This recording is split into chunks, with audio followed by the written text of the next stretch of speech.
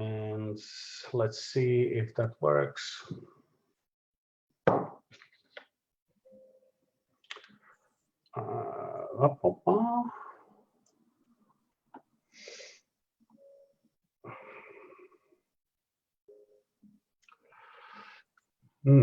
Not quite sure if that works. It says live on the screen. Yeah, live. Oh yeah, yeah.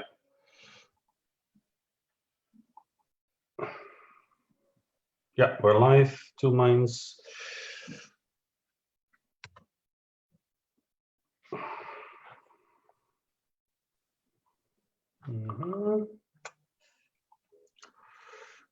Do we get half a point? I said Tuminds. Fiona. Comments.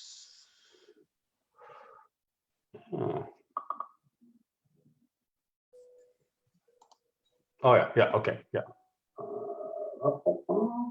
There's Alistair.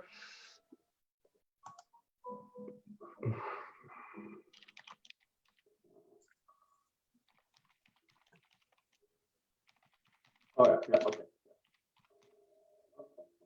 There's Alistair.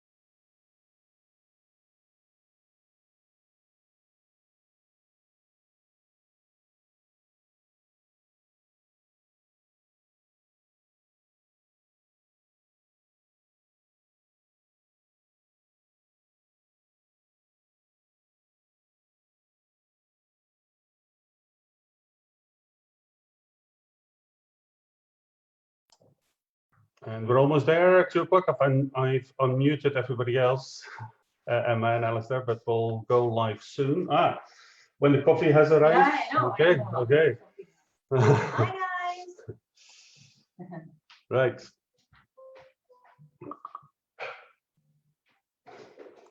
And just so you're aware, Emma and Alistair, I'm going to unmute you as well. Oh, Alistair needs to unmute himself, I think. Yeah, done. Okay, perfect. Welcome, everybody. Welcome again, week 3 of AskTuminds, and we've got a packed program again. So welcome to everybody else. I saw already some people on Facebook. I'm just going to open it up. Here we go. On Facebook, Colin Campbell, the jeweler. Here we go. And before we start, I have to say a special thanks to John Murray, who last week and the week before actually commented on the fact that, hey, there is no cake in sight. And it's very unusual for Tuminds. So to our surprise yesterday, Monday, a Herigau van arrived. Here we go.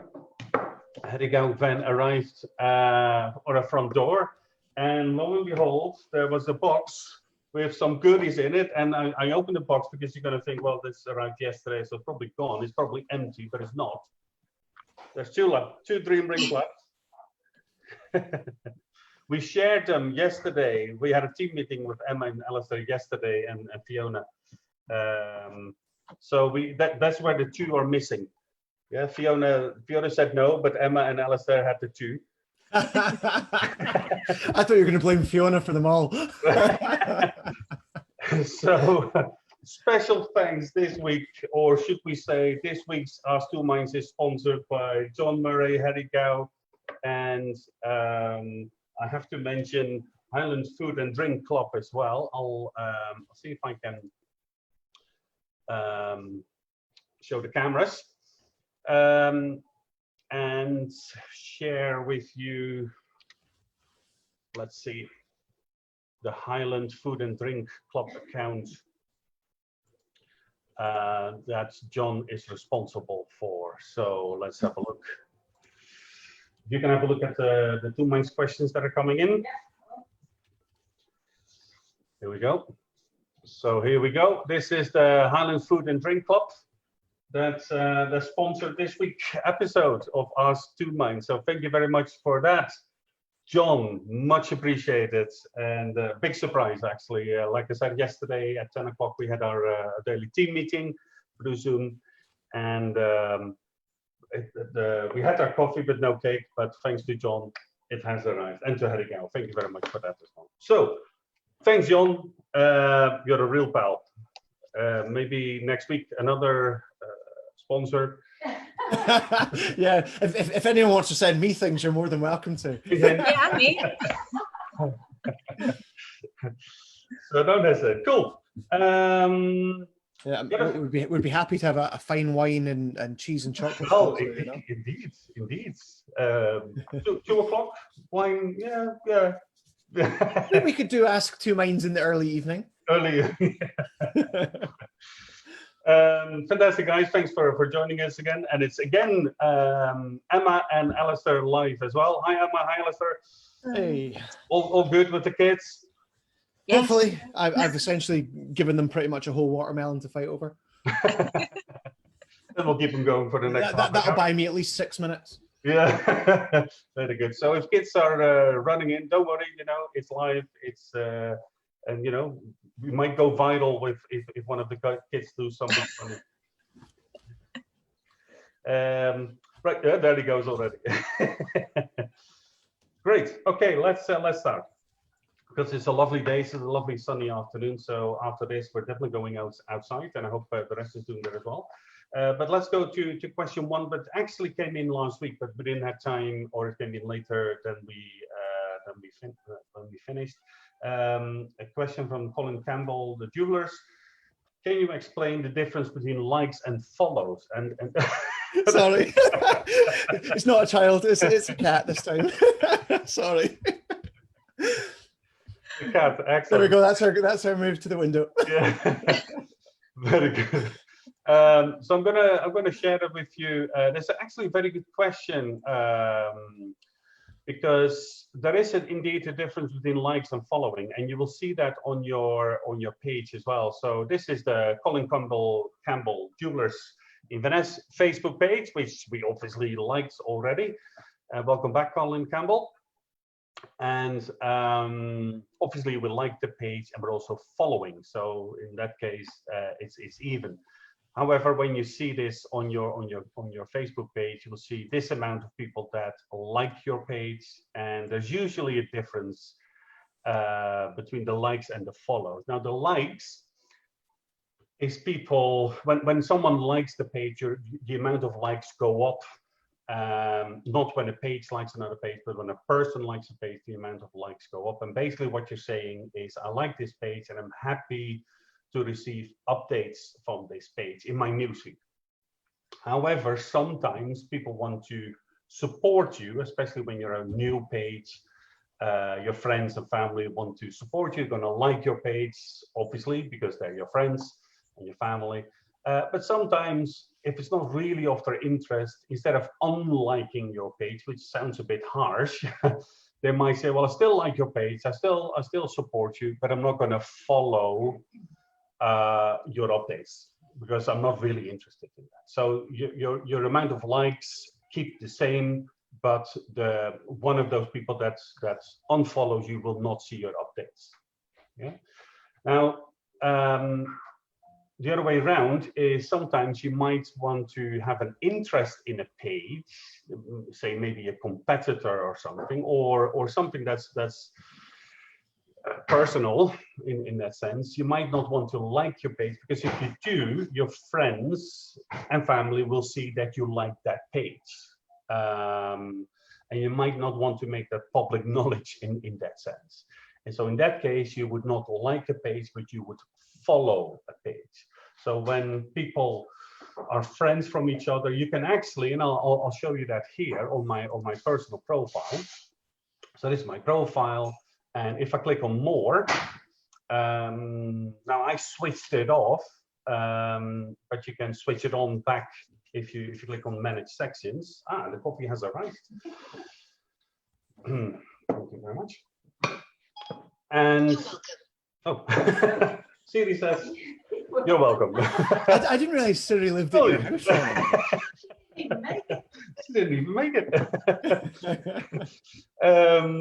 You'll see the lights at the bottom here. So if I tick that on, if I switch that on, then basically my friends are able to see the pages that I like. So if I go back, you will see the likes, and then you can see here, Highland Food and Drink Club, Highland COVID-19, another good page that I like. Mary, who just started, I'd like the page. So liking a page means that could be potentially visible to your friends and family, but not everybody wants that. So you can switch that off, or you can switch it off here. There. So coming back to your question, there is a difference between people that like your page and follow, because most of the people want to support you, they like your page, but at some points they feel, you know, I'm still supporting you, but I don't want to see your updates. It's messing up my newsfeed, so I'm going to unfollow it. And other people might think, well, I'm interested in your page, but I don't necessarily want my friends to know that I like your page. So hopefully that is clear. Alistair, Emma, and anything? Alistair, I think you sort of had the same thinking of that. Yeah, I'd say the only thing that, actually, I think you've probably covered it anyway. The only thing that I'd also noticed was that in theory, if you unfollow the page, it shouldn't track you in Facebook Insights. Very good. Yeah. So it won't increase or decrease your, for talking's sake, your demographics. So it wouldn't influence the gender split, the location, and so on and so forth as well. Yeah, perfect. Excellent. Yeah, good comment. Right. The next thing that I want to feature is again something that came up. I think was in a second. AskTuminds about cap wing. Yeah, I'm sure it was Hazel that asked about that. Also, jewelry. Asked that question.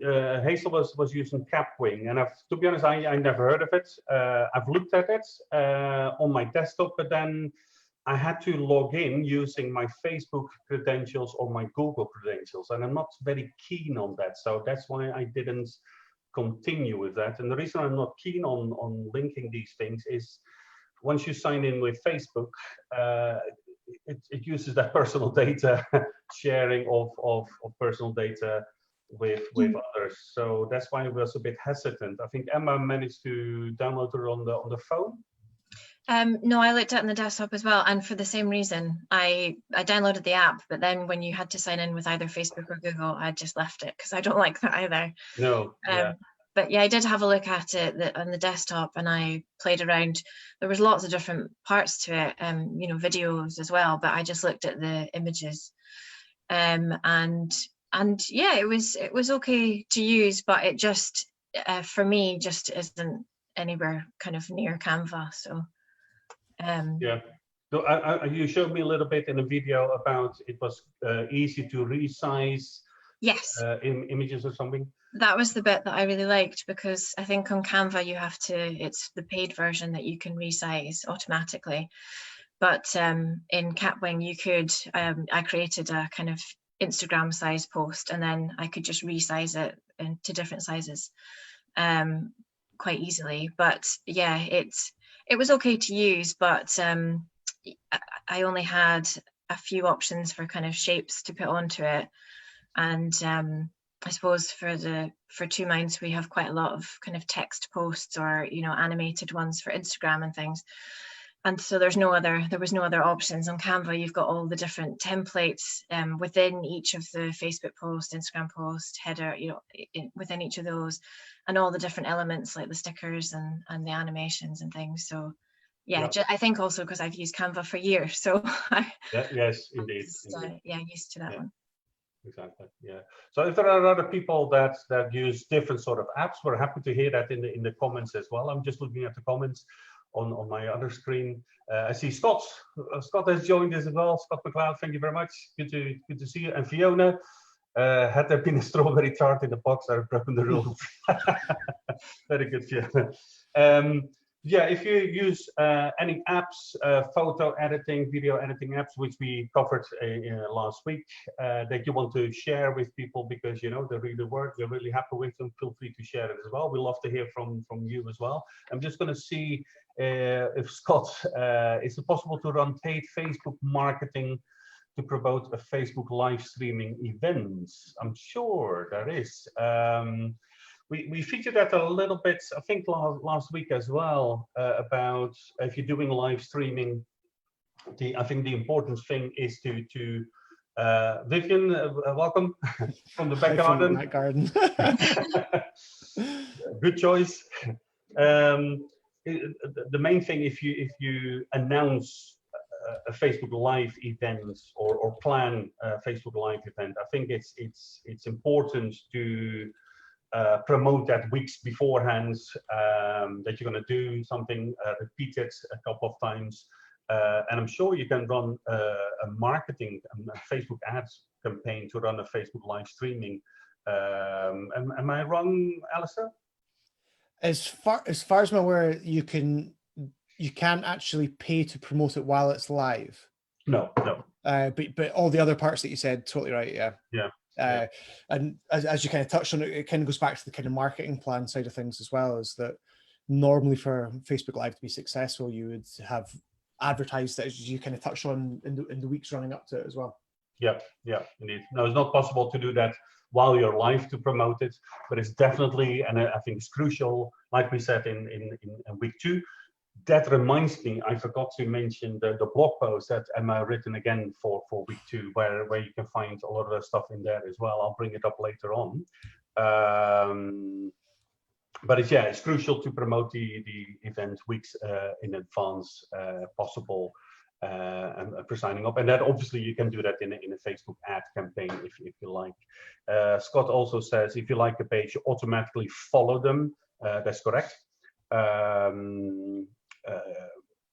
When you like the page, indeed, you know, the follow is switched on automatically, but some people switch it off later on. Not me though. Why like him but not follow? That sounds a bit weird. Anyway, I'm gonna share the blog post for week 2. Let's see if we can do that here. So For people who have not managed to see week 2 and the first one, Emma has been very, very good in creating blog posts after we went live to basically share some links that we featured in the webinars. So this was week 1 and this was last week, where you can find some more information. You can see the whole stream there as well, and you can see all the links that we've mentioned, the apps that we mentioned. You can see that back again. And you know, if you have any questions, so here are so Scott, this might be helpful as well for the useful links for live video. There's another blog post there as well. Cool. Oh, one question: what's Alistair's cat called? Dora. Dora. Oh, excellent. Hi, Desi. Oh, Yeah, she kind of popped up around here somewhere a minute ago. Yeah. And George says hi. Hi, George. Fantastic to see you from also a sunny Thursday. It's unbelievable. I mean, this whole week is really, really good. And the garden has never been in such a state as this week. Actually, done a lot of gardening. Dizzy says, is Zoom safe to use if you have a paid business account and you only invite people to view? Yeah, again, what was that mentioned in week 1, maybe? I think we've touched on it pretty much every week. So Every week. Yeah. Did you guys see the big statement by Zoom quite recently? On regarding security? Yeah, about added security. When you log into Zoom, you can see the Dizzy, Zoom has been in the news. Well, first of all, because of the enormous growth they've gone through. December 19, 2019, they had 50 million users, and in March they had 200 million users. So they're no, don't say sorry.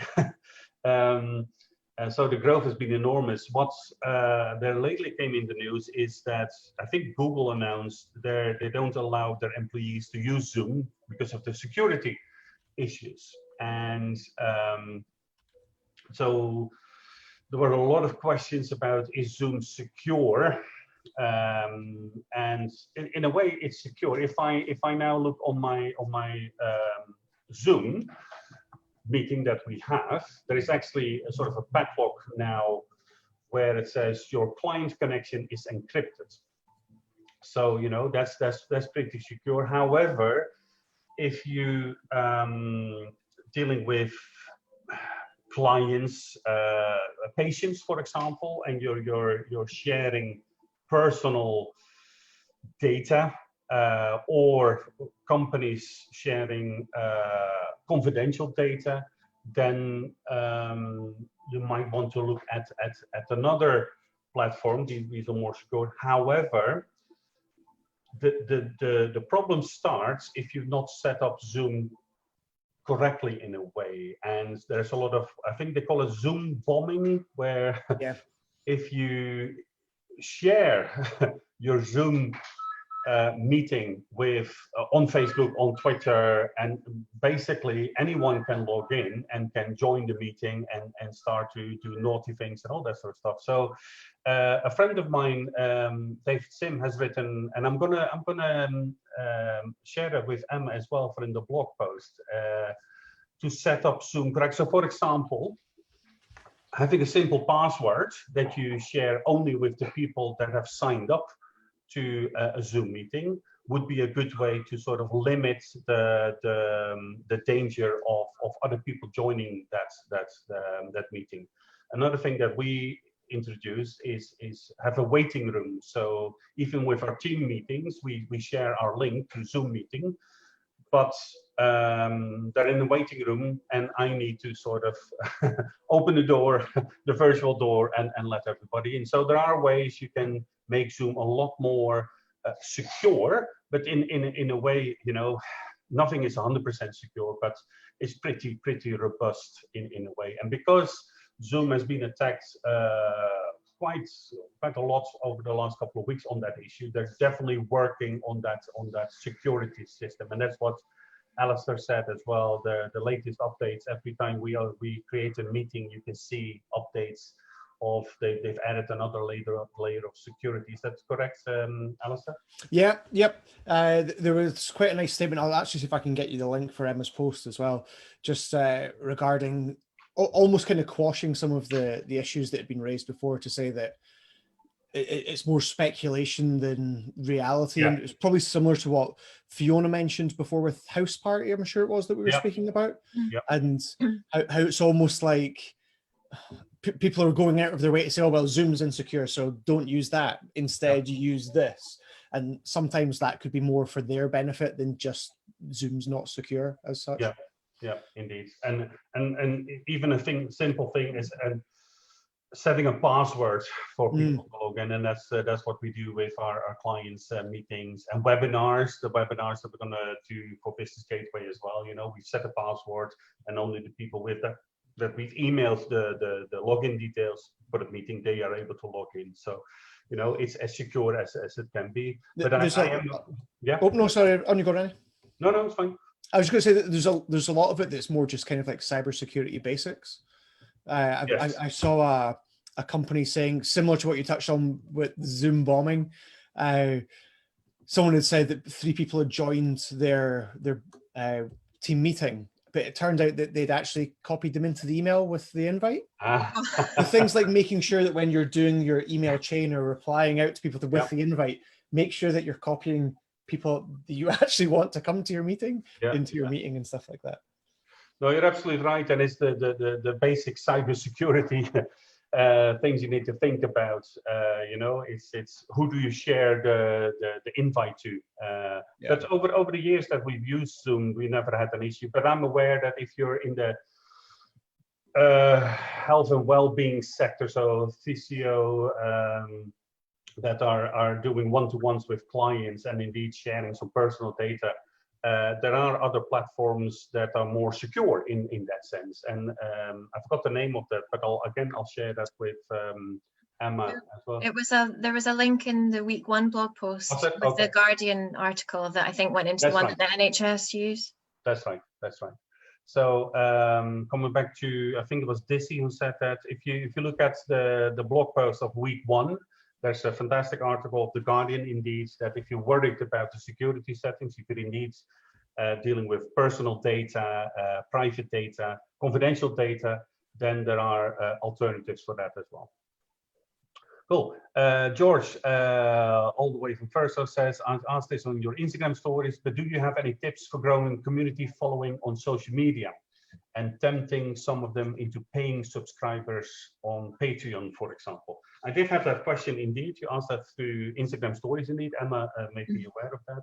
And Emma will have something to say about that as well. But again, this is always, I would say, the most asked question on workshops as well. How do I create an audience, a community on social media, not just on Instagram, but on all the platforms?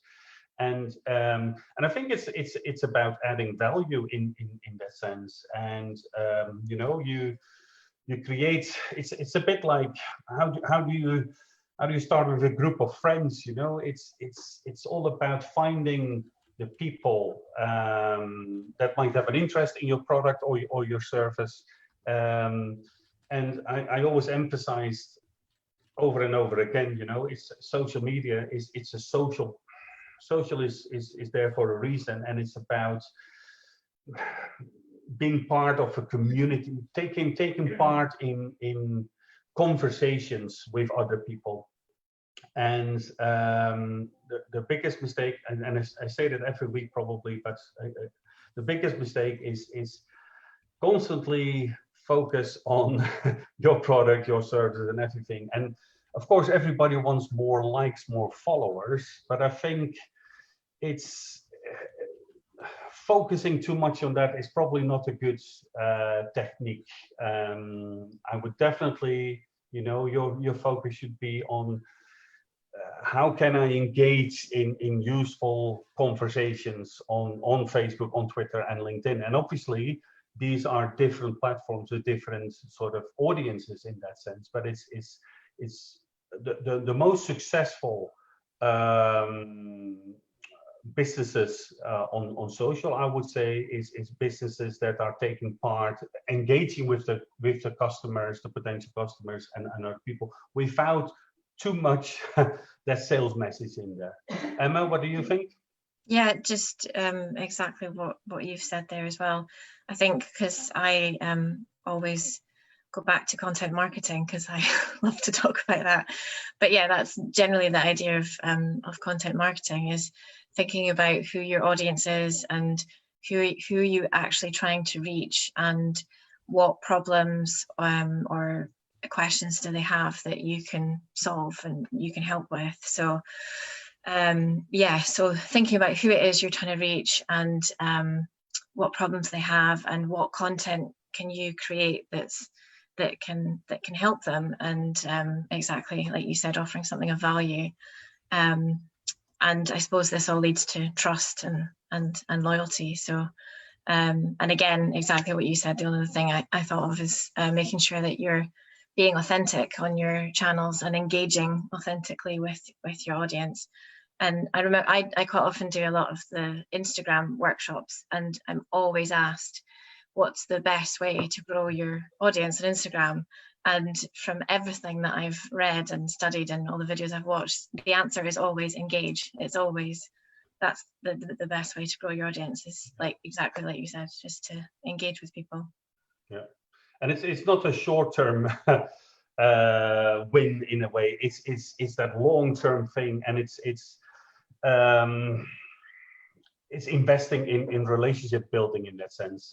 Alistair, anything to add on that? No, the only thing that I would normally touch on from that side of thing is, yeah, it's like quality of content, and as Emma says, engagement. Yeah, indeed. Oh, John Murray couldn't make it. I'm not gonna like that. I'm gonna sad to that. Yeah. Oh, I mentioned him 4 or 5 times, if not more. I'll make it up to you. Fiona, thank you very much. It's called Starleaf and is used by NHS Trust. Dizzy, that's regarding the alternative to Zoom. So I quickly actually just messaged my friend that works at NHS, and he said that Starleaf is what NHS England and Wales use. Yeah. In Scotland, they're using Microsoft Teams. Oh yeah. In Scotland, sorry? It's Microsoft Teams. Oh, Microsoft Teams. Yeah. Yeah. Vivian, I had it on the screen, but it's dropped down. Hi, Vivian. In light of the problems some have had with booking channels in COVID times, do you think more hosts will veer from these channels and own property websites will come into their own more, or even bookers use websites more? So what I think what you're saying here is, instead of people going to booking.com, for example, or other platforms, people will more go to hotels on websites. I guess that's what you're meaning with that. I think that might well be the case, actually. Airbnb, I think, sort of closed down every sort of booking for till end of April, I think. Or even May in that sense. But yeah, I mean, if you're in tourism, in hotels or B&B guest house, I mean, you can't ignore the power of booking.com. Over the years, they've become amazingly sort of powerful and everything. And I know from my hotel days as well, they bring in a lot of bookings. The downside, of course, is they do take quite a chunk out of the commission, 15% or even more in that sense. But I think what's happening now is that people are becoming more and more digital savvy in a way. So and I hear that over and over, where I mean, even meetings like this, it's we've suggested that before, instead of driving 4 hours, can we do a Zoom meeting? But people still like that face-to-face. I think now that is this is not possible now, but I think even when it's all over, I think a lot of people will their online behavior is definitely going to change in that sense. So And that's again what I'm saying just now as well. In this period where people can't travel, you can't promote your hotel rooms, you can't sell your self-catering, and it's indeed a case of investing time and effort into optimizing your own websites. We talked about that recently with our team as well. You know, let's look at our SEO in more detail. Let's look at our database, MailChimp, our CRM. So it's more focusing on the digital platforms that you have, use them better, because now all of a sudden we do have time to focus on these things. So hopefully that helps the question. I definitely think the online behavior of customers will have changed by the time that we're out of this. And if you want to add something to it? Yeah, I was going to say that it's your ideal time to optimize your website and make sure that your booking platform works and stuff, because as you're kind of touching on, the big kind of push just now from tourism is to think and to plan and to research so that when you can do your trip that you're able to. Yeah. So if you're thinking about, for talking sake, Randy mentioned booking.com and Airbnb, and if they're not taking bookings, people aren't really going to be spending quite as much time on them doing their browsing. Yeah. Instead, they're going to be looking at the B&B website, the guest house, the hotel, and that's when hopefully you can convert people that might have booked through booking.com to booking through you instead as well. So it can turn into a bit of a long-term win in that sense.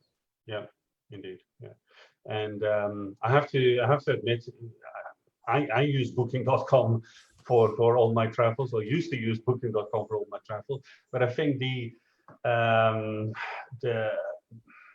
opportunity for hotel owners and business owners is if people book through booking.com, and very often it happens to me as well. And the reason why I book it, because it's easy. I don't have the time to check certain different websites to see if they have the availability for tomorrow or for the day after tomorrow, because sometimes that's how last minute it sometimes becomes. So you go to these platforms because I know exactly where these hotels are. I need to be close to the location.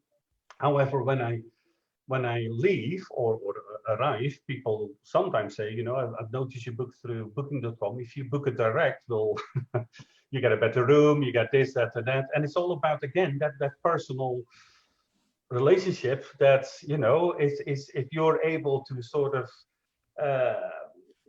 convince your guests, don't book through booking.com, but do direct, I would feel guilty by using booking.com next time, because I had a nice relationship with the B&B owner, the hotel owner. So I think that's very important as well. And Alistair knows as well. We stay in a lot of hotels, or used to stay in a lot of hotels. That's the dream, right? It's you always go back to the hotel. You get that personal feeling. You get recognized. People. The chat and all that sort of stuff, and then next time you book it direct, because you feel guilty by using booking.com, because they know that they have to at least spend 15% commission on that. So hopefully that helps. Katrina says, do you feel you can do too much on social media? I certainly feel that way. Yeah. I always say there's 3 mistakes. Oh yeah. Yeah, it comes up, I see. The 3 mistakes: you can post too often, and I'll come back to that, too salesy, and always about yourself. I think, and too often, we always mention that at our courses as well, if you have nothing to say, don't say it. However, sometimes in a week you might have a lot of things on, and in our case, in Tuminds, it's the same thing. Sometimes we have 3 posts per week, and sometimes we don't post for 2 or 3 weeks if there's nothing really happening. So it's definitely, and I emphasize it every time, it's definitely not about the quantity of the post, it's about the quality of the post. I think that's more important, is focusing on what do I want to achieve with this post, instead of just, I haven't posted for a week, let's put this on Facebook. And I think that could backfire in a way, because the algorithm of all these social media platforms are all about, you post something, how much engagement do you get? If anyone of the other ones want to add to that, happy to do that. Otherwise, I'll move on to the next one. Hi, Caroline. Yep. No, I was just going to say, no, I've got nothing I would add. Oh, happy cat there. Hi, Caroline. Scott, Airbnb have said they're going to focus more on long-term stays when they come back. They think people will want to travel and take their work with them. Yeah. I think so.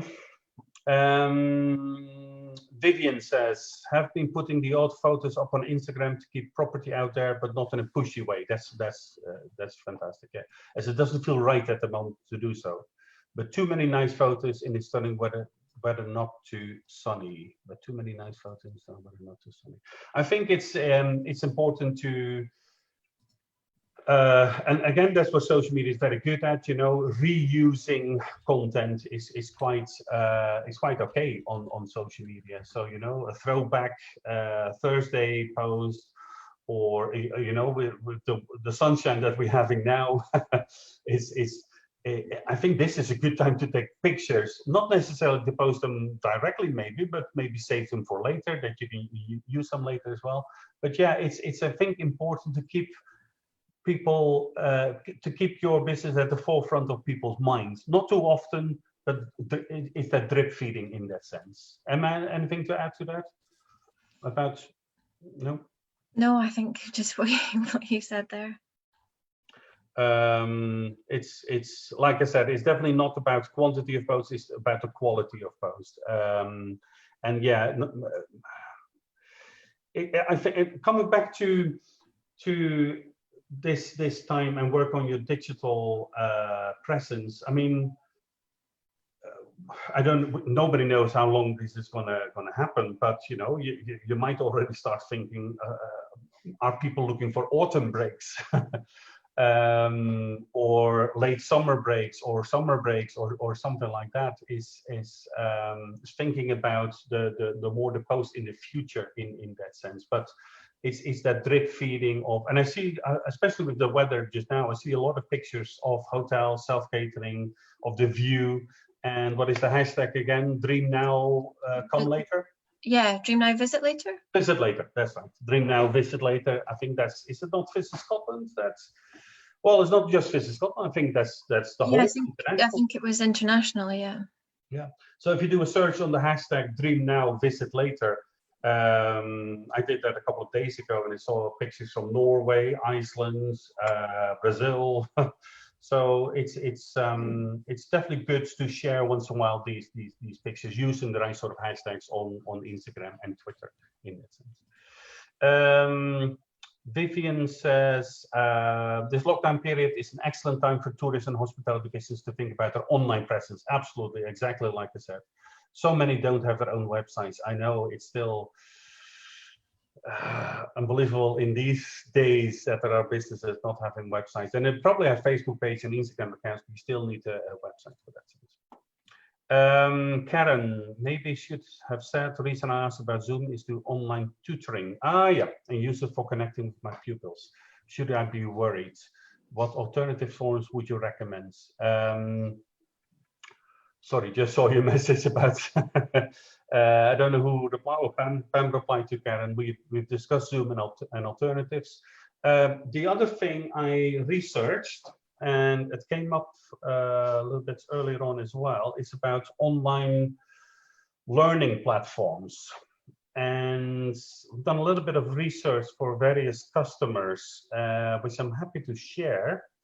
There are platforms like Learn Worlds. They are pretty secure, where you can sell your own courses, where people can subscribe to, pay for the courses. You can monetize your workshops. The other one I recently discovered was one called CourseCraft, and I'll just bring it up. They have a free subscription. There we go.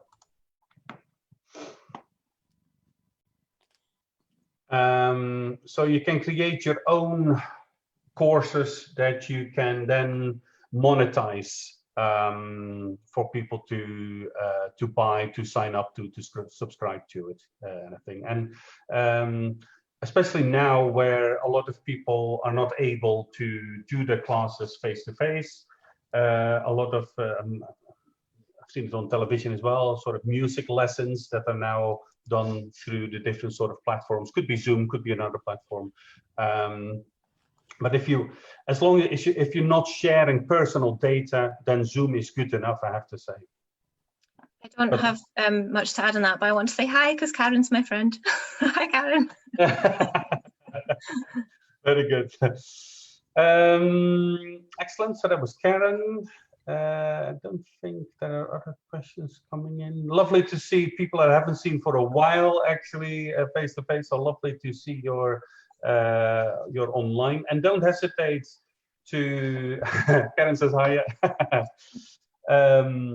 to mention your business name in the stream as well. I saw George mentioned Idiots. Sorry, that is his business name. That's not Idiot. Let's see if we can find it. Yeah, I just noticed that he said he's an illustrator, yes, creating cartoon characters. Yes, they're very good, actually. When he's saying, "Oh, wondering what problem to solve for people," just because at the moment my son, who's 7, is really loving. There's quite a lot of illustrators who are doing teaching people how to draw online. So I don't know if that's something that you've considered, but yeah, there's quite a few illustrators who are just doing basic, like step-by-step tutorials on how to draw. I don't know if your kids have seen them, Alistair, but there's one like Draw with Rob, and my son absolutely loves them, and he just kind of takes you through all the steps to create an image at the end. That's a very good comment. Yeah, very good. That's something definitely that you can do with that, yeah, to get sort of a community. So this is the page. I've liked it and I'm following it, so that's that's okay. So yeah, yeah, that's good. Yeah. Sorry, I was going to say this guy that Isaac follows. He does a different kind of character from some of his books, and then he has a hashtag which he encourages people to share their pictures that they've drawn with it, and then he features them on his Instagram stories and his feed. Perfect. Yeah. So maybe you can mention that in the blog, sort of a link to that illustrator that does that. But that's a good example of indeed being visible, being useful, especially in this period, in that sense. Ross says hi from there. Again, haven't seen you for ages. John says, having the misfortune to do a course with René. I'm glad it was you and not me. And I know John from Orkney, the tricycle. Lovely guy. I've started videos on my Facebook and YouTube. I'm just using Windows Video Editor. Any suggestions what to move on to next? Free would be best, but not too expensive. I'm thinking you're talking about video editing sort of tools. That's something we mentioned last week, I think, as well. Was it? Yep. Yes. Last week. Oh, on you go, Emma.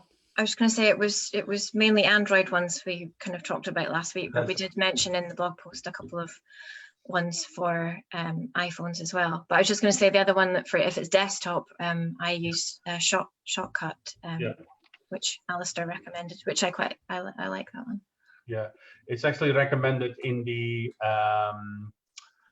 Business Gateway workshops as well. So I've just typed it in, Shortcut. That's a free one, so not too expensive. Open source. It's quite heavy. It takes a while to download. I've downloaded it as well, but it's quite good. And our friend Gary from NS Design has created a couple of videos to do a sort of an online tutorial on how to use it. It's very good. It's very good. It's and it's free. So John, hopefully that helps. Oh, and there's Vivian. Captain's Rest Sky just opened. Don't I pick my times to end it? Yeah. Oh my God. Yeah, Vivian, that's Captain's Rest. Oh, very good. That looks lovely. I say it looks lovely. Yeah, on the Isle of Skye. Yeah. Wow. Just opened. Unbelievable. I remember when Pam and myself opened the hotel in Forest, that was the first season was the foot and mouth disease that broke out, and we were not having any customers for probably two months or something.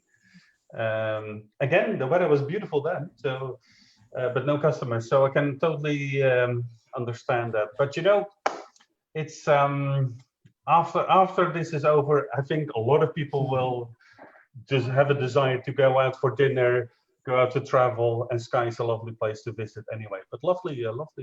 Is it self-catering, did she say? Captain's I think so, yeah, luxury self-catering. I don't know, just because I used to work in self-catering, but I was just going to suggest, if it's a difficult time, I think the ASSC, Association of Scotland Self-Caterers, have a look at their Facebook page and their social media. They might have, I'm sure they have lots of useful tips for self-caterers at the moment. Yep, yeah. Cool. I wanted to like you on Facebook, but it didn't do anything. And the same goes for Instagram. So yeah, but definitely on our list to visit when this is all over. Let's have a look. So that was Vivian. Lovely property, Vivian. Fantastic. Means we use hot tubs ourselves. Yeah. And John says, thanks, I'll look it up. Cool. Let's see. I think we've more or less. Oh, no, there was one question that also came in through Instagram, I think, about how to grow a newsletter list. Oh, yes. Who was that from again? Do you know? I think that was from Instagram. Sorry, I can't remember where it came in. Yeah. Just to answer that question, Emma has got 15 tips here, and we'll point out some of it. But I think by giving people something of value in that sense, a free download, for example, is always a good way. And I'm just going to share my screen again. So this is the blog post from last week for people who have not seen it. This is last week. But if I go to our social media calendar, which is still on there, I was actually tempted to take it off because we're way into 2020 now. But this is something that Emma created for us and for everybody else that is serious about their social media activity. You can download our free social media calendar, and the only thing you need to do is fill in your email address. And since we've done that, I mean, our email newsletter list has grown quite big. Normally, we get about 1 or 2 subscribers every month. Now it's about 3-4 subscribers every week, if not more, in that sense. So the trick with growing your newsletter list is, I think, be valuable to people. Why would I subscribe to a newsletter list just to get weekly emails? I want to get some value, and I have to say, if I see something that I think, hey, this could be useful for me, a sort of a template or a white paper or something, I am inclined to fill in my details because I know I'm going to be added to a newsletter list. But hey, I've got something, and I can always unsubscribe. So for me, that is sort of an important thing to do, and also make the sign up form very limited. I mean, if people have to fill in their date of birth, where they live, where they went to school, then there's too much information I need to fill in. I'm not going to do that. If it's just a name and an email address, or only an email address, I'm more inclined to sign up to it. Emma, any updates on that as well? Yeah, no, I was going to say I can add. I was looking for some useful links on that this morning. So this was one that I found from Constant Contact, but with some good points on it, and we can share that one and some other ones as well. But yeah, I think exactly. I was going to say the same thing. Offering somebody. I think before that we also had when I first started with Tuminds, I created a downloadable ebook, and it was the same idea. If you sign up, then you get the ebook. Some of the other things that I mentioned in that one is just, making sure you've got a sign up on your website, which you're showing people now. Yes. You've got a button, and I think it's really important to tell people what they're going to receive. So wherever you're promoting it, if it's on Facebook or on your website as well as giving people information. So Yeah. if you sign up, this is what the kind of information that you'll get. And I suppose at events as well, that's where we, industry events and networking and things too. Yeah, indeed. Yeah. I mean, we're all big fans of social media here at Tuminds Social Media, but email newsletters are still a good way to get sales as well, and to keep in regular contact with existing customers in that way. And I speak to we speak to a lot of businesses, and the feedback is indeed as well. If we, especially for e-commerce businesses or tourism businesses, sending out, not too often, not weekly might be a bit too much, but monthly is a big and nice, or bi-monthly. But keeping in touch with your existing customer is a good sales technique. Oh, and we just got a new sign up while I'm talking. Thank you, Ross, for signing up to our newsletter. But I think adding value is I think a crucial one. Why would people sign up to a newsletter if you don't say what they would get in exchange for that? So thank you very much for that. I think we went through all our questions for this week, which is good because it's almost 10 to 3, and we're dying to get in the sunshine and eat a little bit of. If you leave one at the end of your drive, Renee, I'll swing past. Let's see. Oh, well, your dad, Derek, has been very active with making cakes as well, I noticed. Well, I may be collecting some later. Oh, yeah. Very good, very good. I think we got some tips at the end. Emma, you want to start off with some tips? The updates. Yeah. Yes. Yeah. In a couple of weeks ago, we talked about how Instagram was testing the having gift card promotion on your profile and in stories as well. So I think it was yesterday we saw that it's now announced that this is live, but for the moment it's in America and Canada. So they'll be rolling it out. So I imagine probably by the next time we come on, or the one after that, they'll definitely have rolled it out here as well. I'm pretty sure it'll be soon. But yeah, again, it's kind of, if you missed the first week, it was a way, Instagram kind of said it was a way to help businesses at the moment with COVID-19 and businesses being closed. So it will be we can, again, I'll link to it in the blog post, but it has some screenshots of what it will look like. So it'll be a button beside follow on your business profile. There's a button that'll say gift cards, and it said food orders as well, and fundraising tools. So I think this will be coming out shortly here, which I think is great. Again, like we mentioned the first week, it's just another way of helping businesses out, so people can buy the gift cards now and then use them later when things are back to normal. And there was another one I think that you shared, Rennie, but Instagram's working on the option to broadcast your Instagram live onto Facebook at the same time, which I think would be great if they could do that. That would be really good, and we could test that out when that's rolled out.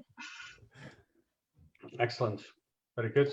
Alistair, anything to add? So anything you noticed that has changed, is new? The only other one, and I can't remember if it was actually yourself or Emma that shared it with me, was about the LinkedIn update, adding polls, and a little bit more of the kind of hashtag information on it as well. So again, LinkedIn looking to add more functionality to try and probably build on engagement as more and more people spend time on the platform at the moment. So I thought that was quite a nice touch, is that, again, Microsoft are rolling something new out. Yes. I've not seen it yet, I think, but LinkedIn has been talking about this for a long time. LinkedIn stories, to be honest. Oh, I really hope not. No, that's what I thought. Do you know, I really, really hope they don't. No. I kind of feel like I'm tired of stories on every single platform. Yes, indeed. I have exactly the same thing. I mean, Instagram stories, fabulous. I totally get that. But LinkedIn stories, please don't do it. But well, I'll put a question to you two. Do either of you ever watch Facebook stories? No. No. Never. I think I've watched them twice, Yeah. and I think the first time was when they first launched, because like I want to double check that they're what I think they are, essentially in my head, rubbish version of Instagram stories. Yeah. But yeah, I feel like every platform at the moment is like, oh, we have to have stories. Yeah. And I'm over it. Yeah. No. It's funny that you know it's on one platform like Instagram, the stories work fantastic. It's very good, Yeah. and I do enjoy them and everything. But on Facebook and LinkedIn, well, LinkedIn is not there yet, but it's I hardly look on them on Facebook. So if people are using or are looking at, oh no one knows, says Ross. Totally agree. What I do like about the poll element though on to Instagram is that I use our Twitter account for doing a little bit of almost like customer research and stuff with random kind of polls thrown out every so often. Yeah. And we do the same in our Instagram stories. But if we can do that through LinkedIn, potentially it gives you the opportunity to have it more in a business-minded kind of sense than in the kind of general feed, which is quite nice. Indeed. Perfect. Again, a very enjoyable hour with a bit of banter, a bit of cake. This The week. cat made an appearance. A bit of six cat. times. A bit of cat, so that was all good. And thanks for the questions that you've posted on here, and for the interaction, very much appreciated. So what we're going to do is we're going to get into the sunshine. That's for sure. Next week we'll hopefully be back again, the three of us. So far it's been working out pretty good. I really enjoy the sort of conversations that we have and the questions that are coming in. So it's very good, very enjoyable. Emma, like last time, will create a sort of mini blog post with the links that we shared, the topics that we mentioned during these things, and I'll share the things that I've written down here. So thank you very much for this. Hope to see you again next week. And stay safe, stay healthy, and have fun, and enjoy the sunshine. Thank you very much. Bye. See you next week, guys. Thank you. Bye-bye.